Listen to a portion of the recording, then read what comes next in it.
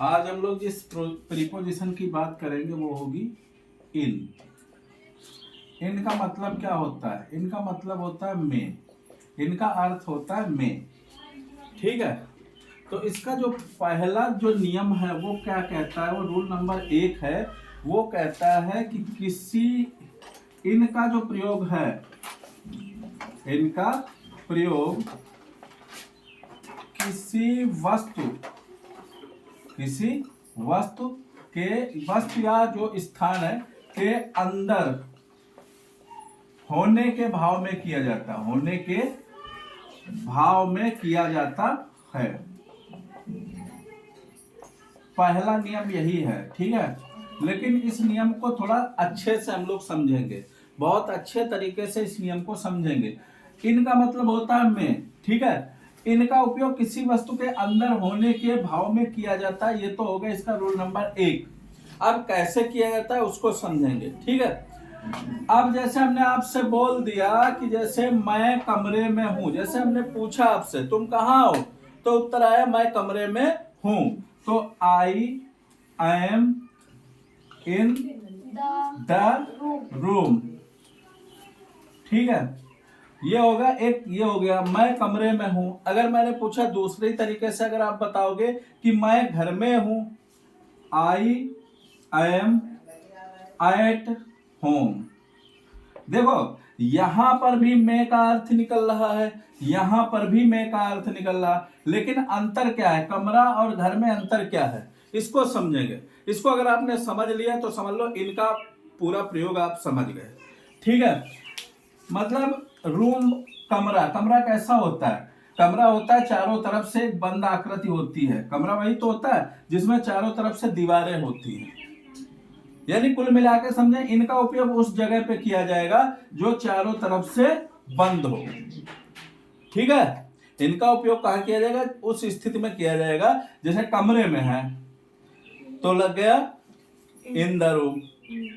ठीक है, अभी आप कक्षा में पढ़ाई कर रहे हैं तो क्लास में हैं, तो क्लास कैसा होता है? बंद होता है ना, तो क्या हो जाएगा? इन लगेगा वहां पे। लेकिन अगर घर की बात करें तो घर में क्या होता है? घर में तो कमरे भी होते हैं, इसके अलावा बरामदा भी होता है।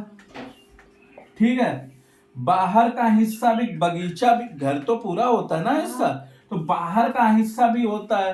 तो कह सकते हैं या तो आई एम एट होम का मतलब या तो मैं कमरे में हूं, या बरामदे में हूं, या बगीचे में हूं, घर के किसी हिस्से में हूं। पर्टिकुलर हमें जगह नहीं पता है। घर का मतलब घर में बहुत सी चीजें होती हैं।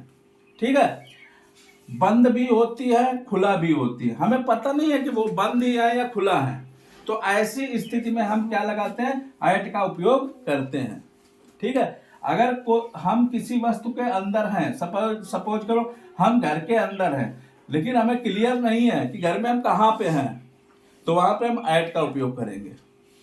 ठीक है, और अगर हमें क्लियर है कि मैं कमरे में हूं और कमरा चारों तरफ से क्या है? बंद है, जो चारों तरफ आवरण से घिरा हुआ है, तो उस स्थिति में हम इनका उपयोग करेंगे। ठीक, इसके अलावा एक चीज और सुनी होगी तुमने, हाँ, भाव में किया जाता है, किसी चीज के अंदर होने के भाव में किया जाता है। ठीक है, इसके अलावा एक चीज और सुनना कि जैसे कोई, इसी में अंदर वाले की ही बात करें, अगर किसी बड़े देश, महानगर, ठीक है, प्रदेश, महाद्वीप, ऐसे मतलब कुल मिला के जो बड़ी चीजें हैं उनके अंदर कहीं पे हो। जैसे मैं बोल दूं कि तुम ऑस्ट्रेलिया में रहते हो, तो यू लिव इन ऑस्ट्रेलिया। मैं भारत में रहता हूं, आई लिव इन इंडिया। ठीक है, ही लिव्स इन एशिया। ठीक है, अगर ऐसी स्थिति आती है जैसे you live in Uttar Pradesh, तुम उत्तर प्रदेश में रहते हो। Ram lives in Lucknow. अगर ऐसी स्थितियां है, बड़े देश, महानगर, प्रदेश या महाद्वीप की बात हो कि उसमें आप रह रहे हो, तो वहां पे इनका उपयोग किया जाएगा। समझ में आया? जैसे देखो इंडिया एक देश है, देश में रह रहे हो तो इन लग रहा है। एशिया एक महाद्वीप है, बड़ी चीज है तो इन लग रहा है। उत्तर प्रदेश एक बड़ा सा स्ट्रक्चर है, एक प्रदेश है तो इन लग रहा है। लखनऊ एक बड़ा महानगर है तो इन लग रहा है। अच्छा, अभी हमसे कह दे कि तुम मल्लावा में रहते हो, तो मल्लावा क्या है? छोटा सा कस्बा है। तो वहां पे जैसे कह दे कोई कि यू लिव एट मल्लावा, बहुत सही। क्या लगेगा? एट का उपयोग होगा।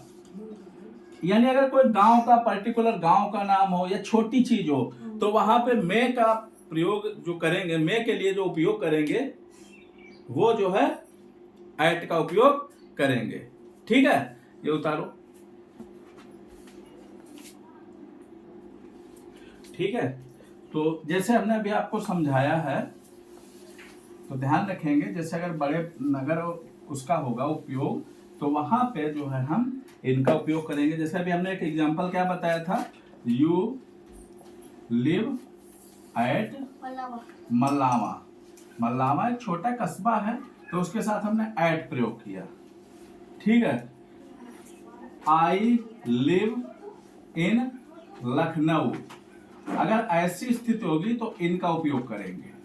ठीक है, ऐसी स्थिति में हम इनका उपयोग करेंगे जब कोई बड़ा प्रदेश, राज्य या कोई मतलब देश, महादेश बोल सकते हैं, महाद्वीप बोल सकते हैं, जैसे पूरे संसार की बात हो, एक बड़ी चीज है संसार। ठीक है, तो उन चीजों के लिए हम इनका उपयोग करेंगे, यानी बड़ी चीजों के लिए हम इन लगाएंगे और छोटी चीजों के लिए हम एट का उपयोग करेंगे। ठीक है, आगे बढ़ते हैं। इसका एक अगला, कुछ फ्रेजेज होती हैं, कुछ फ्रेज होते हैं के पहले इन लगाते हैं। वो फ्रेज समझ लो कौन कौन सी हैं। जैसे एक फ्रेज आती है इन द मॉर्निंग। ठीक है, इन द नाइट, जब ये फ्रेज होते हैं। इन द इवनिंग,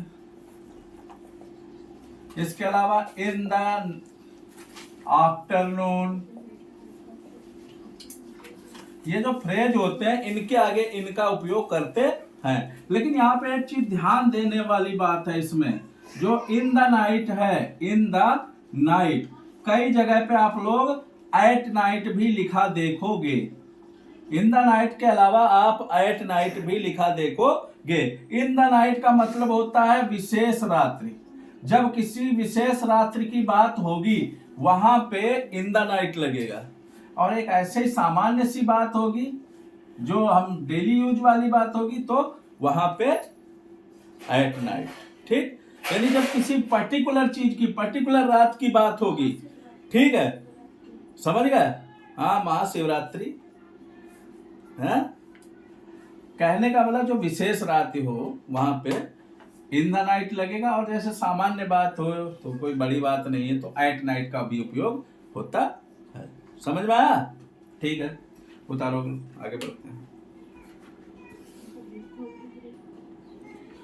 अगला नियम देखते हैं, स्थायी कार्य को व्यक्त करने के लिए, यानी जो इनका उपयोग होता है वो स्थायी कार्य को व्यक्त करने के लिए होता है। समझ है? स्थायी कार्य को व्यक्त करने के लिए हम पढ़ रहे हैं इनका उपयोग। ठीक, स्थायी कार्य क्या होते हैं? यानी जो बिल्कुल परमानेंट, जैसे समझ लीजिए इसको कि ही इज इन नेवी, वह नेवी में है। ठीक है, नेवी का मतलब होता है जल सेना, यही तो होता है। नेवी तो बोलते हैं जो जल वाली लड़ाई करते हैं, जो लोग समुद्र तट पे रहते हैं पनडुब्बी वगैरह से। ठीक है, यानी वो एक परमानेंट किसी जगह पे पोस्टेड है तो वहां क्या प्रयोग करेंगे, इनका उपयोग करेंगे। इसके अलावा जैसे हम कहते हैं कि you are in the politics, you are in the politics, यानी तुम किसमें हो, राजनीति में हो। ठीक, तो स्थायी तौर पे अगर आप राजनीति में हैं तो इनका उपयोग होता है। किसी स्थायी कार्य को उपयोग कर मतलब दिखाने के लिए हम इनका उपयोग करते हैं। ठीक, एक और होता है समय को व्यक्त करने के लिए, इसको उतारोगे, उतार लो। ठीक, कल हमने इससे पहले कल भी बताया था कि समय सूचक शब्दों को व्यक्त करने के लिए कुछ मतलब समय सूचक शब्दों के पूर्व, समय सूचक शब्दों के पूर्व इनका उपयोग करते हैं। अब समझ लो समय सूचक शब्द, कल भी हमने इस बारे में बात की थी। हमने कहा था समय दो तरीके से देखा जाता है, एक घड़ी वाला, एक कौन वाला है, कैलेंडर वाला। कैलेंडर में कौन कौन सी चीजें होती थी, कैलेंडर में वर्ष, माह और दिन, यही तो होता है। और क्या होता है, सप्ताह, कैलेंडर में वर्ष, माह, दिन, सप्ताह। और इसके अलावा हम बोल सकते हैं इसके अलावा इनका उपयोग ऋतु के साथ होता है। लेकिन दिन वाला जो हमने बताया था क्या था, दिन के साथ आप इनका उपयोग नहीं करते हो। ठीक, अब जैसे वर्ष दे दे कि 1948, उसने बोल दिया कि मैं 1948 में पैदा हुआ था, तो आई वॉज बॉर्न इन 1948। अगर वर्ष की बात आएगी तो वहां पे इन लगाएंगे। ठीक है, वर्ष की बात आए तो वहां पे इन लगाएंगे। ठीक, महीने की बात आए कि जैसे ही वॉज बॉर्न इन दिसंबर, वह दिसंबर में पैदा हुआ। ठीक है, महीने की बात आए तो इन लगेगा। दिन की बात आएगी तो वहां पे इनके बजाय हम क्या लगाएंगे, एट लगाएंगे। ठीक, सप्ताह की बात आए कि we met in a week, इस प्रकार आए इन ए वीक। सप्ताह की बात क्या आएगी, 2 वीक, 3 वीक, तो वहां पे इनका उपयोग होगा। ऋतु की बात है, ऋतु है जैसे पता चले इन समर, इन समर। ऋतुएं क्या होती है, समर होती है, विंटर होती है, और कौन कौन सी ऋतु होती है, स्प्रिंग होती है, इन द स्प्रिंग। हम द लगाना छोड़ दे रहे हैं, जबकि हमने बताया था ऋतुओं का नाम होगा उसका द का उपयोग किया जाएगा। ठीक है, अगर ऋतुओं की बात आए तो वहां पर भी हम इनका उपयोग करेंगे। ठीक, ठीक है, इसके अलावा भी कुछ चीजें हैं जो आप लोग जान लें। समय सूचक जो शब्द हैं, एक आता है शताब्दी। शताब्दी सुने हो? हाँ। क्या बोलते हैं, कहते हैं 10वीं सदी में, 10th सेंचुरी, यही तो होता है। अभी कौन सी सदी चल रही है, हाँ 23वीं, ओहो 20वीं, 21वीं, 22वीं, 23वीं, कौन सी 21वीं। अच्छा चलो, जो कुछ भी हम तो सुने थे 20वीं है।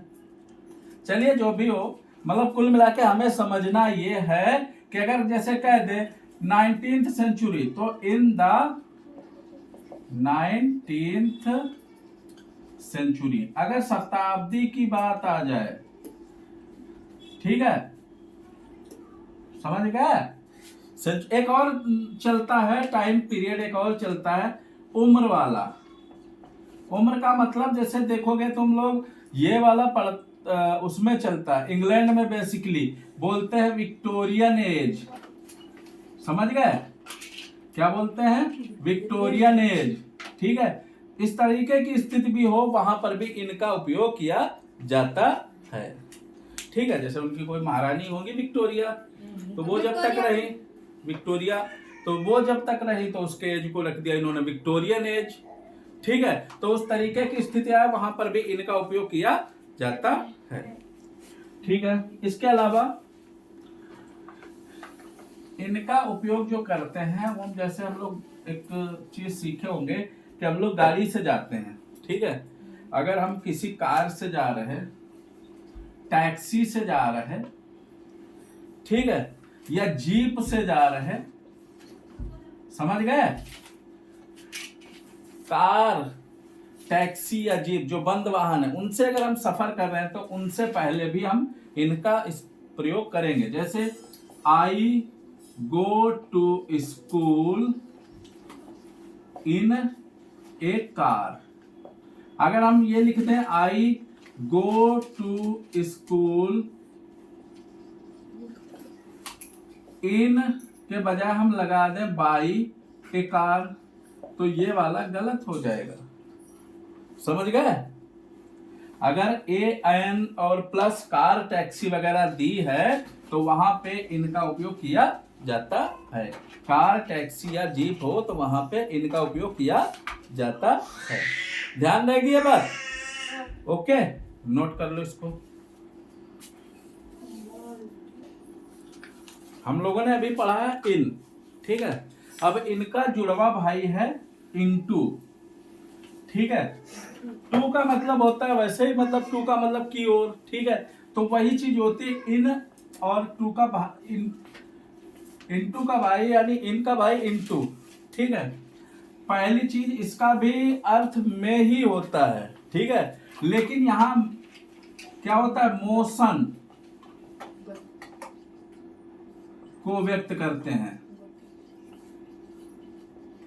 समझ में आया? मोशन को व्यक्त करने के लिए करने में, ठीक है। और इनके बजाय इनटू का उपयोग करते हैं।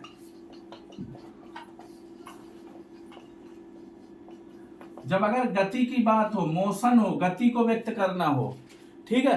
जैसे एक एग्जांपल बोला था कि मैं कमरे में हूं, I am in the room, ये सेंटेंस बोला था, यानी मैं कमरे में हूं, इसका मतलब मैं कमरे में स्थिर हूं, एक जगह पे हूं, ठीक है, कहीं पर भी हूं। अगर वहीं पे मोशन गति का हो कि आई इंटर इनटू द रूम, इसको अंतर समझो, ये मैं कमरे में हूं स्थायी तौर पे, और मैंने कमरे में प्रवेश किया, चल के आया हूं मैं, ठीक, समझ में आया?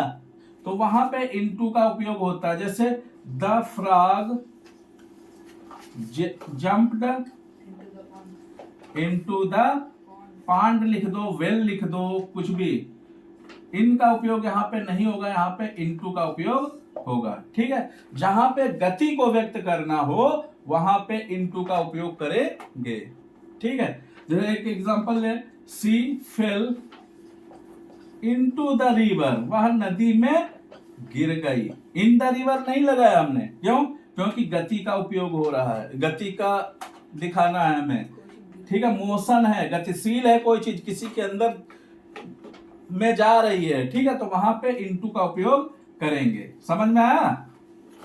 उतार लो। अब एक और नियम देखें, इसका एक नियम और है अवस्था परिवर्तन, जिसको बोलते हैं अवस्था परिवर्तन में क्या होता है, इनटू का उपयोग होता है।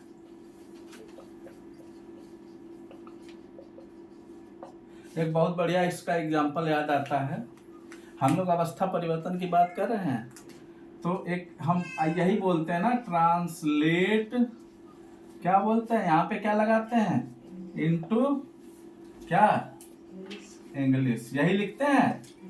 यहाँ पे क्या होता है, कोई सेंटेंस दिया है किसी दूसरी भाषा में और उसकी अवस्था बदलना है हमें, ठीक है, उसको हिंदी से इंग्लिश में करना है, अंग्रेजी में ले जाना है, तो वहां पे इनटू का प्रयोग करेंगे। अगर एक और एग्जांपल देखें, milk turns into curd. Curd means क्या होता है? कर्ड मीन्स दही। तो यानी दूध जो है दही में बदल गया, तो इसका अवस्था परिवर्तन हो गया, वहां पे इनटू का उपयोग किया जाता है। समझ में आया? ठीक।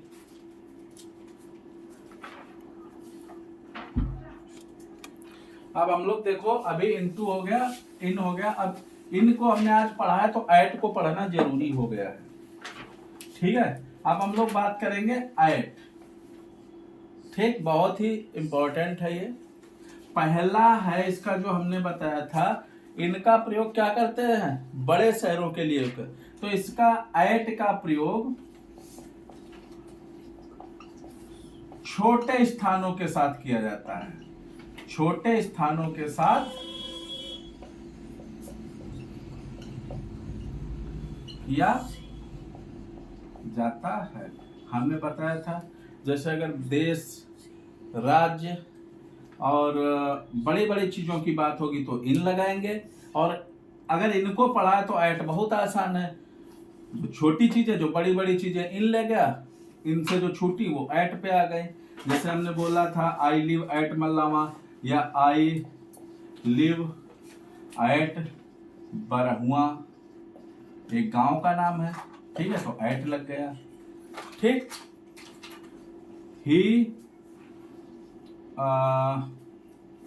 He was at India gate, at the India gate last night, यानी पिछली रात वह इंडिया गेट पर था। तो इंडिया गेट एक छोटा स्थान है। अगर दिल्ली की बात होती तो इन लगाते, लेकिन यहाँ पे दिल्ली के एक छोटे सी जगह इंडिया गेट, उसकी बात हो रही, तो यहाँ पे हमने ऐट का उपयोग किया। यानी छोटे स्थानों के साथ ऐट का उपयोग किया जाता है। ठीक है।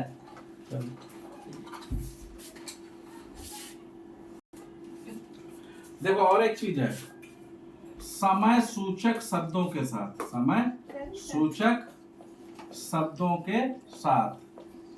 अभी बोलोगे कि अभी तो उसके साथ बताया था क्या नाम करके, इनका उपयोग होता है। ठीक है, तो इनका उपयोग हमेशा बड़ी चीजों के लिए करते हैं। बड़े भाई के साथ इन जाएंगे, छोटे भाई ऐट ले जाएगा। समझ गए? जैसे कोई कह दे कि कल बताया भी था इस बारे में मैंने, बात हो जाए कि तुम 7 बजे मुझे मिले, टाइम है, घड़ी वाली बात होगी। जब घड़ी वाली बात हो तो ऐट होगा, एट 7 o'clock। समझ में आया? Eight 5 o'clock। ठीक। जब घड़ी वाला जो समय आए, एट 2:30 PM। ठीक। अगर छोटे समय की बात आए जो घड़ी में हो तो वो इधर। एक और चीज होता है एट डान, यानी डान मतलब गोधूली बेला, एट मिडनाइट।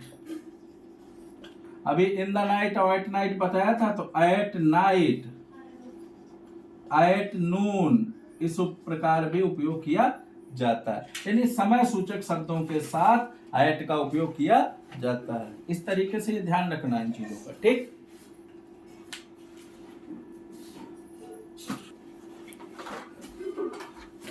एक इनमें हमने बोला था, क्या बोला था? स्थायी चीज बोला था, स्थायी चीज। यहां पे स्थायी का उल्टा क्या होता है? अस्थाई। मतलब दो भाई हैं, इन और ऐट, इन तो बड़ी बड़ी चीजें ले जाता है, जो छोटी चीजें बचती वो ऐट के हिस्से आती हैं। तो अस्थाई काम के लिए, यानी कोई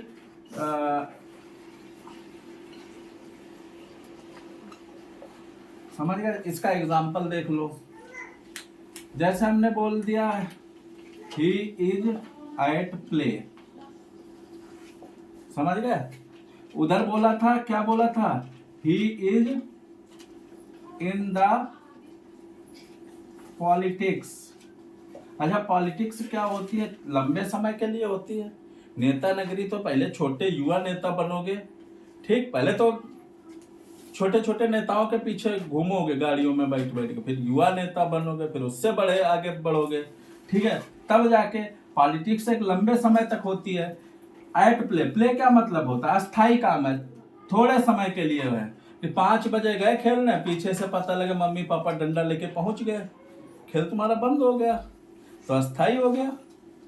ठीक है, जैसे तुम, एक होता है कि he is in the police, मान लो कोई सिपाही बन गया, वो भर्ती हो गया, ठीक है, तो इन द हो गया, वो उसे पुलिस ही है, वो लंबे समय तक काम करेगा। ठीक है, एक स्थायी काम है उसका। ठीक है, अगर वो कहता है ही इज एट वर्क, यानी वह काम कर रहा है। मान लो तुम आया सुबह सुबह, कोई काम शुरू किया, थोड़ी देर बाद तुम्हें जरूरत लगी, कहीं चल गए, तो मतलब अगर अस्थाई काम है कोई, तो उसके लिए हम एट का उपयोग करेंगे, और अगर स्थायी होगा तो उसके लिए इनका उपयोग करेंगे। इतनी बात समझ में आ रही है। इसके अलावा उम्र के लिए, उम्र के लिए एट का उपयोग, यानी जैसे कोई कहता है कि भैया पड़ोस वाले बुढ़ाई जो है वो 70 साल में खत्म हो गए, मर गए। ठीक है, तो जैसे हम बोले कि द ओल्ड मैन, यानी बूढ़ा आदमी, डाइड एट 60, यानी बूढ़ा आदमी तो नहीं होगा 60 पे 80 लिख दे, 60 पे भी बूढ़ा ही हो जाता है, पेंशन मिलने लगती है। ठीक है, तो यानी जैसे वो 80 साल का हुआ तो मर गया, तो यानी ये 80 क्या है, 80 क्या है, उसकी उम्र है, मतलब बुढ़ाई के जो, मतलब वो बुजुर्ग व्यक्ति रहा, वो उसके निपटने की उम्र क्या है, 80 साल। 80 साल में ये उम्र ही तो होगी, ऐसा तो है ना 80 कुछ और है, 80 उम्र ही तो है। तो उम्र को प्रकट करने के लिए भी एट का उपयोग किया जाता है। ठीक, इसके अलावा एक चीज और एट का उपयोग होता है, कहीं पे रेट, रेट जानते हो, रेट कहते हैं दर, दर को प्रकट करने के लिए। दर हम बता दें, जैसे भी तुम लोग बाजार जाते हो, तुमसे कोई चीज खरीद के लाया, दूध की थैली, तो पता चला 25 रुपए लीटर। ठीक है, तो उसको हम क्या लिखेंगे, एट 25 रुपीज पर लीटर, यही तो लिखेंगे। अगर किसी की रेट दर दिखाना हो कि तुमने कोई गोभी खरीदी या आलू खरीदा 10 रुपया किलो, तो एट 10 रुपीज पर केजी। ठीक है, तो दर को प्रकट करने के लिए भी एट का उपयोग करते हैं। किसी की मात्रा प्रकट करनी हो तो वहां पे एट का उपयोग करते हैं। ठीक है, इन, एट और इनटू का उपयोग समझ लिया। ठीक, इसको पहले उतार लो तो बताएंगे। अब जो अगली वर्ब प्रीपोजिशन है वो है बिटवीन। बिटवीन का मतलब होता है, इसको बोलते हैं बीच में, बिटवीन मतलब बीच में, किसी के बीच में। ठीक है, इसका उपयोग कहां पे होता है, एक तो इसका उपयोग होता है दो व्यक्ति, मतलब या दो व्यक्ति या वस्तुओं के बीच में, दो व्यक्ति या वस्तुओं के बीच में। अगर दो की बात होगी, दो व्यक्ति या दो वस्तुएं हैं, या कोई चीज दो चीज के बीच में है, तो वहां पे बिटवीन का उपयोग होगा। जैसे हम बोल दें कि divide these mangoes between you and me. ठीक, यानी इस आम को, इन आमों को, यानी तुम्हारे और मेरे बीच में बांट दिया जाए। ठीक है, तो वहां पे दो लोगों की बात हो रही, तुम्हारे और हमारे बीच की। ठीक है, जब दो लोगों के बीच की बात हो तो वहां पे बिटवीन का उपयोग किया जाता है। ठीक है, एक चीज और ध्यान रखना, बिटवीन के बाद कभी भी टू का उपयोग नहीं होगा, ये टू के बजाय यहाँ पे एंड का उपयोग होगा। बिटवीन के बाद टू नहीं आता, बिटवीन के बाद एंड आता है। ठीक है, divide these mangoes between you and me.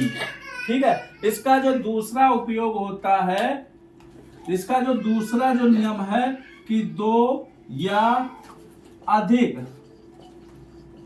व्यक्तियों के बीच, व्यक्ति या जो भी होता है, व्यक्ति या वस्तु बोल सकते हैं, या कोई चीज, मतलब या व्यक्तियों या वस्तुओं के बीच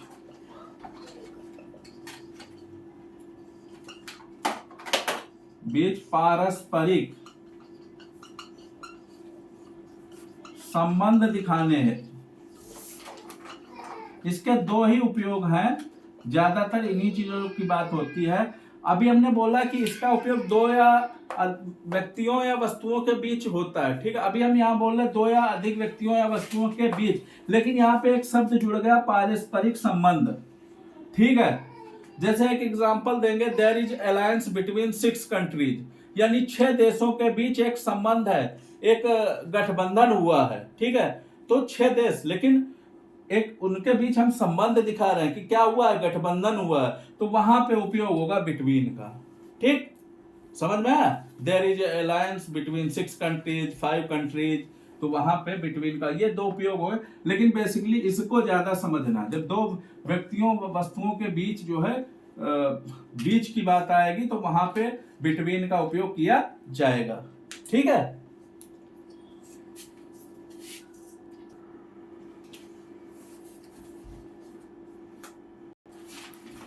आप देखो जरा, अभी हमने पढ़ा था एमंग, एमंग के मीन्स भी, एमंग का मतलब भी बीच में होता है, एमंग बता रहे बिटवीन।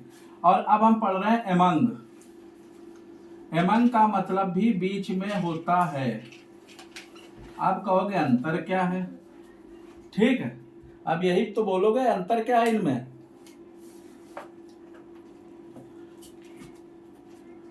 इनके बीच अंतर क्या है, इस अंतर को हमें निकालना है, ठीक, और समझेंगे इसके अंतर को। बिटवीन का मतलब क्या होता है, बीच में। बिटवीन में हमने एक भाषा बोली थी कि जब दो व्यक्तियों की बात होगी, जब दो चीजों के बीच की बात होगी, तब एमंग।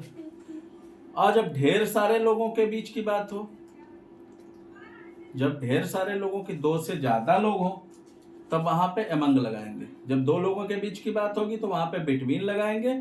और जब ज्यादा लोग, मान लो 2 लोग लड़ाई कर रहे हो तो बिटवीन। और जब पूरे खानदान आ जाए लड़ने के लिए, लाठी डंडा लेके एक दूसरे हैं मार सर फोड़ दे, तब एमंग। समझ गए, यानी 2 लोगों के बीच की बात होगी तो बिटवीन, और 2 से ज्यादा होंगे तो एमंग। जैसे इसका नियम यही है, एक ही नियम याद रखो, 2 या 2 से अधिक, 2 से अधिक व्यक्तियों या वस्तुओं के बीच एमंग का उपयोग करते हैं, एमंग का यूज करते हैं। समझ में आया। जैसे कि एग्जांपल हम ले लें, जैसे एक होता है कि डिस्ट्रीब्यूट दीज एप्पल्स बिटवीन आ रहा है एमंग द बॉयज, ठीक है। यानी लड़कों के बीच इन सेबों को क्या कर दो, बांट दो। तो पता नहीं कितने लड़के हैं, 2 हैं, 4 हैं, 6 हैं, 10 हैं, तो वहां पे ऐसी स्थिति हो तो वहां पे एमंग का उपयोग करेंगे, ठीक है। एक चीज और ध्यान रखना, एक एमंग होता है, एक एमंगस होता है। इनका उपयोग भी थोड़ा सा समझ लें, ये दोनों एक दूसरे जैसे ही दिखते हैं और उपयोग भी एक जैसे ही है, ठीक है। अगर हम कहें एमंग द बॉयज तो कोई बात नहीं है, एक ही बात है। और अगर बोल दें कि एमंगेस्ट द बॉयज, तब भी कोई बात नहीं है। अगर एमंग द बॉयज बोल दें तब भी कोई बात नहीं, एमंगेस्ट द बॉयज कह दे तब भी कोई बात नहीं है, ठीक है। इसमें अंतर क्या है, लेकिन अगर हम कह दें एमंग आवर बुक्स, तो यहाँ पे ये गलत हो जाएगा, और यहाँ पे सही होगा एमंगेस्ट आवर बुक्स। अब अंतर समझो, इनमें चारों में अंतर क्या है। इसका शब्द देखो टी है, यहां भी टी है, ठीक है, या ये क्या है, ये कॉन्सोनेंट है। टी क्या है, कॉन्सोनेंट। दा क्या है, कॉन्सोनेंट है। तो जब कॉन्सोनेंट की बात होगी तो वहां पे एमंग और एमंगस्ट दोनों लग जाएंगे। लेकिन जब वावेल की बात होगी, यहाँ पे जैसे अवर है, आ से शुरू हो रहा, ओ भी अंग्रेजी में क्या होता है, वावेल है। जब वावेल की बात होगी तो वहां पे एमंगस्ट का उपयोग करेंगे, एमंग का नहीं। कॉन्सोनेंट की बात होगी तब तो स्वतंत्र है, एमंग लगाओ या एमंगेस्ट लगाओ। लेकिन जब वावेल की बात होगी तो वहां पे एमंगेस्ट ही प्रयोग करेंगे, ध्यान रखिएगा, ठीक है। समझ में आई बात, कोई दिक्कत तो नहीं। चलिए ठीक है।